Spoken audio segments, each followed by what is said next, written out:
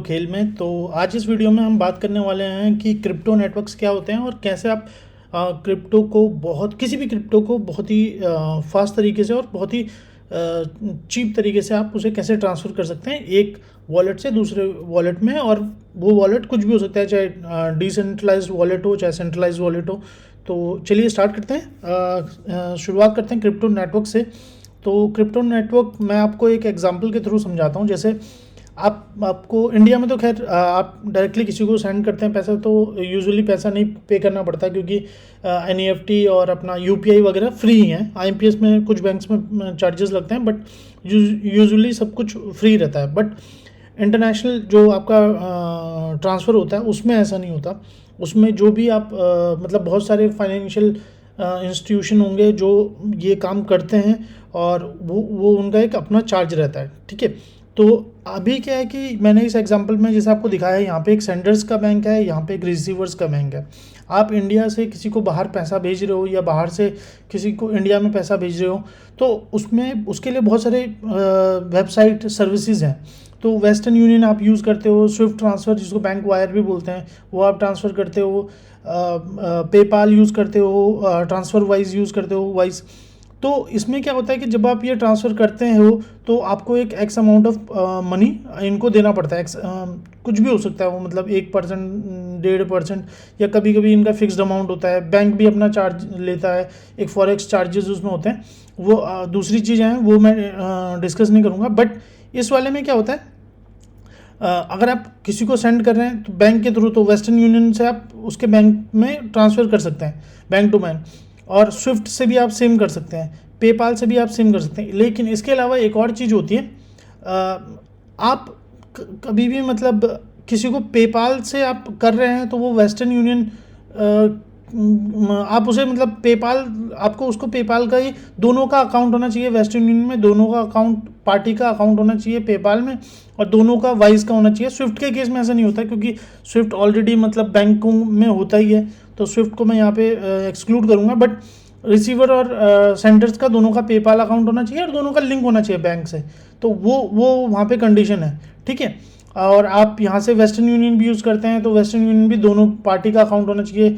ठीक है, कभी कभी बैंक का इनके साथ कोलैबोरेशन होता है तो डायरेक्टली हमको मतलब ऐसा लगता है कि डायरेक्टली बैंक में आ गया, बट वो वेस्टर्न यूनियन के थ्रू ही आता है।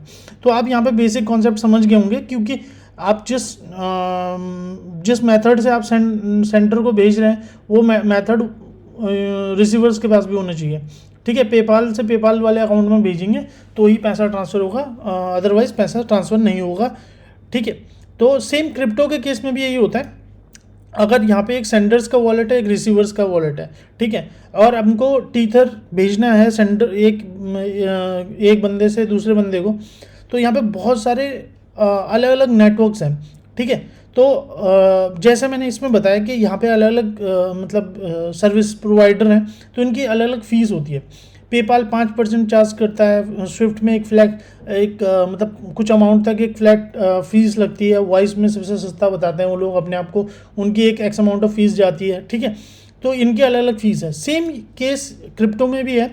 बहुत सारे नेटवर्क्स होते हैं, जैसे ERC20 इथीरियम का, ट्रॉन हो गया, पॉलीगन हो गया, आपका BNB20, BNB10 हो गया, सोलाना हो गया, आर्बिट्रम हो गया।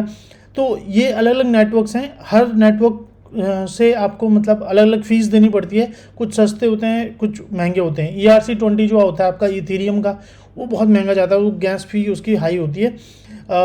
दूसरे नेटवर्क में यूजली ट्रॉन TRX का जो रहता है, ट्रॉन का, वो एक डॉलर रहता है, कुछ में 80 सेंट भी रहता है। तो वो इस तरीके से इनकी फ़ीस होती है। तो ऑब्वियसली हम ये चाहेंगे जितना हम कम अपने फ़ीस का पैसा बचा पाएँ। तो यूजुअली लोग BP20 यूज़ करते हैं, ये जो बाइनेंस का है अपना नेटिव टोकन, तो उस नेटवर्क से इसको सेंड करते हैं। ठीक है, तो बहुत सारे क्रिप्टो ऐसे हैं जिनको आप मतलब इन नेटवर्क्स के थ्रू सेंड कर सकते हैं। और जैसा इस केस में है, पेपाल में अकाउंट है, पेपाल में दोनों पार्टी का अकाउंट होना चाहिए अगर पेपाल से सेंड कर रहे हैं। ठीक है, यहाँ पे मैंने सेंडर्स बैंक लिख दिया, इसलिए सेंडर्स और रिसीवर्स 2 पर्सन होने चाहिए थे, तो उनको पैसा पेपाल से पेपाल में मिल सकता है, मतलब इरिस्पेक्टिव ऑफ देयर लोकेशन, कहीं पे भी वो हों, इंडिया, USA, चाहे न्यूजीलैंड, ऑस्ट्रेलिया, आप कहीं पे भी हो।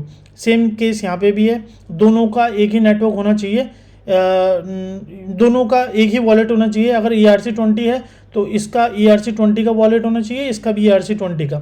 ठीक है, तो ये तो मैंने आपको थियोरेटिकल चीज़ें समझा दी, और मैं आपको दिखाता हूँ कि ये होता कैसे है। ठीक है, मैं आपको यहाँ पे दिखाता हूँ। हम यहाँ पे डिसेंट्रलाइज और सेंट्रलाइज दोनों लेंगे। ठीक है, पहले हम चलते हैं सेंट्रलाइज पे। तो ये OKX पे है, OKX पे, और ये मेरा है बाइनेंस का अकाउंट। ठीक है, जैसे मैं इसमें डिपॉजिट कर रहा हूँ, ठीक है, डिपॉजिट क्रिप्टो। ठीक है, तो अगर मैं इसमें USDT लेता हूँ, और आप ये देखेंगे कि यहाँ पे बहुत सारे नेटवर्क आप यूज़ कर सकते हो डिपॉजिट कराने के लिए। डिपॉजिट में आपको फिर एक वॉलेट एड्रेस मिलेगा, वो वॉलेट एड्रेस आपको देना पड़ेगा यहाँ पे। इस केस में मैं अगर जैसे विड्रॉल पे जाता हूँ, ठीक है, विड्रॉ पे मैं जैसे क्लिक करता हूँ, ठीक है, तो विड्रॉ में यहाँ पे एक फ़ीस होती है, एक्स अमाउंट ऑफ फीस, वो हमको दिख जाएगा कि भाई किससे हमको कितना महंगा पड़ रहा है, कितना हमको सस्ता पड़ रहा है। विड्रॉ क्रिप्टो, फिएट नहीं करूँगा मैं। ठीक है, तो मैं यहाँ पे जैसे ये अपना USDT मैंने कर दिया। ठीक है, अब इसमें विड्रॉल फीस क्या है, मतलब आप ये देखिए, अगर मैं इसको TRX से भेजूँगा, मतलब TRC20 ट्रॉन के थ्रू, तो $1 फ़ी लगेगी। BP20 बाइनेंस का जो स्मार्ट चेन है, इससे 0.29 सेंट। ठीक है, इथीरियम लगभग मतलब $3.25। ठीक है, 3.25 टीथर, और इसमें मैटिक में $1। फिर ये आप इसमें देखेंगे मतलब जो सबसे सस्ता है वो है आपका BP20, या फिर आपका ये ट्रॉन। यूजुअली लोग ये दो यूज़ करते हैं। ठीक है, तो आप मतलब क्योंकि आप बाइनेंस में हैं, तो बाइनेंस में आपकी फ़ीस इतनी पड़ेगी। तो अगर आपको सेंड करना है अपने किसी को, क्योंकि रिसीव करने पे तो कोई पैसा नहीं आता, तो आप हमेशा उनका जो आपको चीपीएस नेटवर्क पर दिख रहा हो, उस पर आप वो वाला एड्रेस आप ले सकते हैं। इसमें आप यस आई एम श्योर, ठीक है, और फिर आपको जो पार्टी जिस पे आपको ट्रांसफ़र करना है उसका एड्रेस डालेंगे। जैसे मैं यहाँ पे डाल देता हूँ किसी का, मतलब यहाँ पे भी एक और एग्जांपल मैं आपको दिखा देता हूँ। ठीक है, मैं यहाँ पे अगर मैं विड्रॉ पे क्लिक करता हूँ, यहाँ पे फ़ीस थोड़ी सी डिफरेंट होंगी। ये हर वेबसाइट का अलग हिसाब रहता है। ठीक है, मैं इसको ऑन चेन भेज रहा हूँ।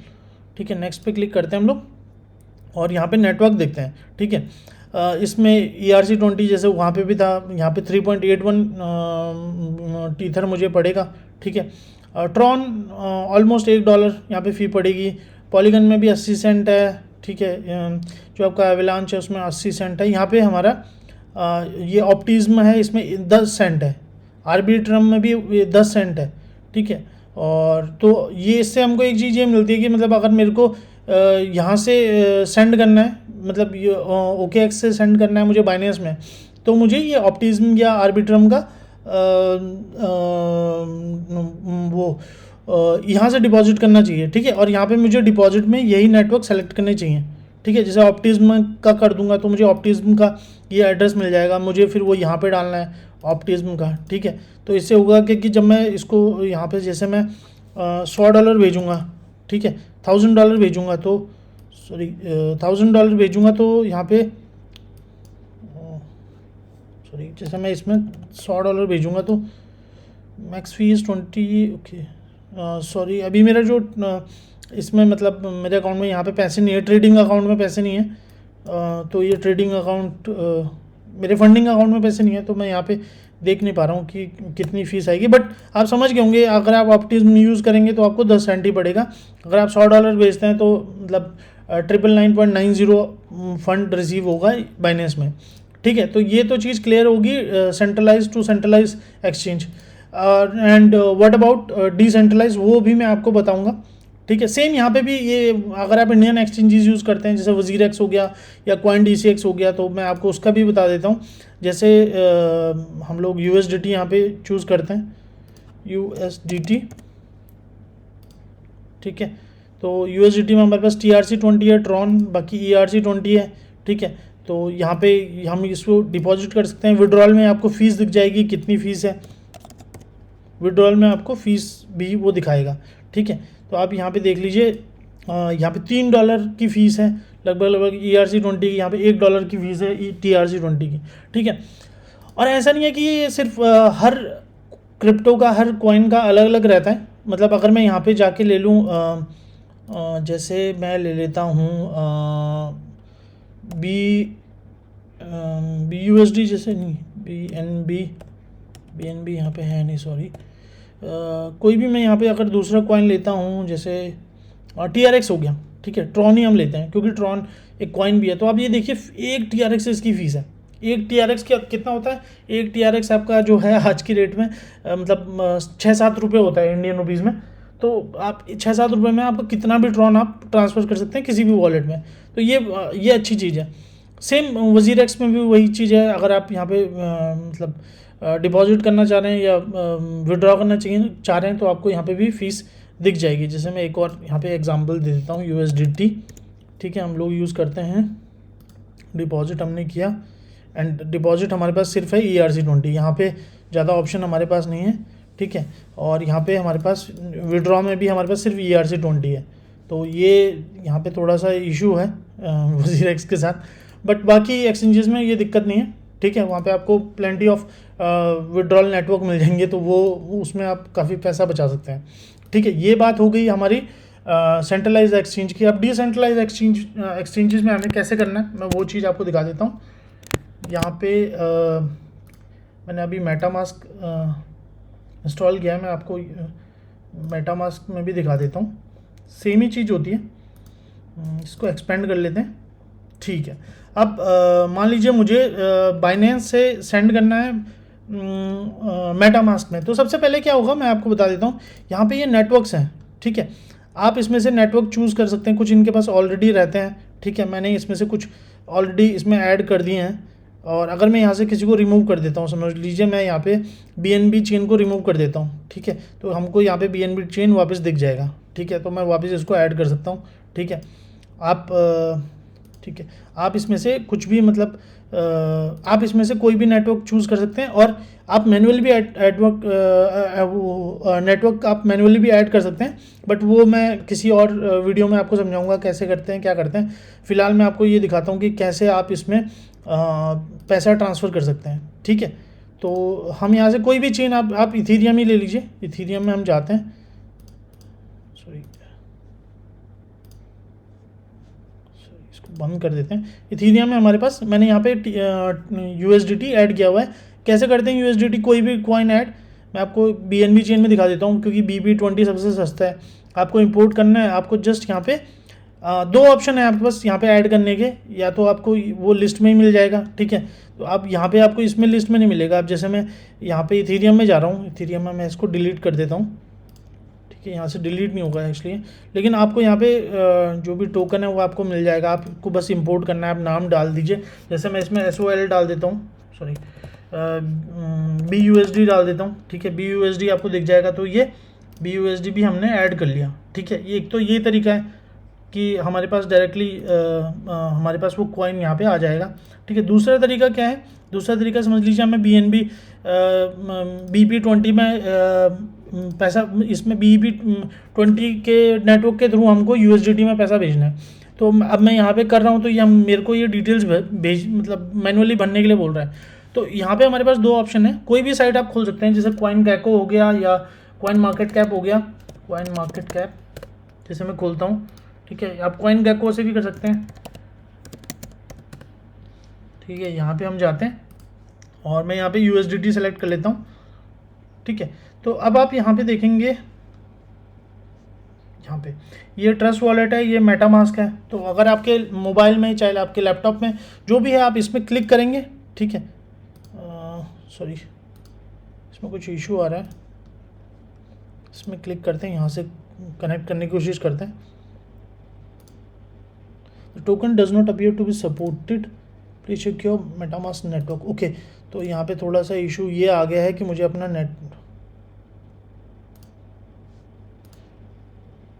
ये इथीरियम का है, यहाँ पे मेटामास्क में ये डोंट नो ऐड क्यों नहीं हो पा रहा,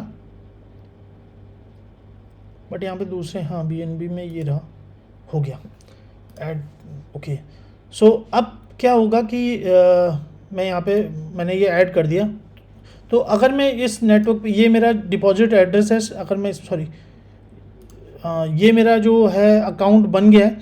और अगर मुझे मतलब बाय करना है या ट्रांसफ़र करना है तो मैं इस वाले वॉलेट में ट्रांसफ़र कर सकता हूँ बहुत ईजीली। ठीक है, यहाँ पे मेरे को डिटेल्स मिल जाएंगी, सॉरी।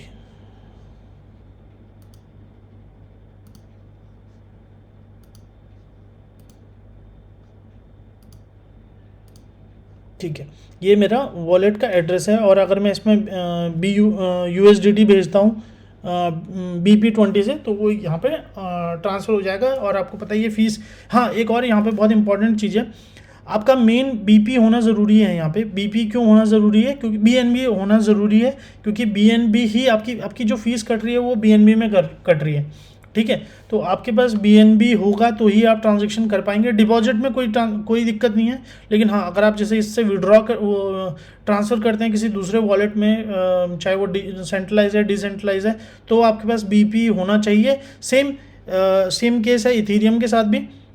आप इसमें डिपॉजिट तो कर सकते हैं, लेकिन जिस टाइम आपको ये किसी दूसरे उसमें सेंड करना होगा, विड्रॉ करना होगा, तो आपको ERC20 ट्रांसफ़र के लिए इथीरियम चाहिए होगा। बिना इथीरियम के आप ERC20 यहाँ पे नहीं कर सकते। जितनी भी फीस लगेगी वो आपके इथीरियम से मतलब ट्रांजेक्ट होगी। तो ये इंपॉर्टेंट चीज़ है। बाकी आप समझ गए होंगे कैसे आप कर सकते हैं। तो आपको ये वीडियो अगर हेल्पफुल लगा हो तो प्लीज़ लाइक कीजिए, कमेंट कीजिए, शेयर कीजिए।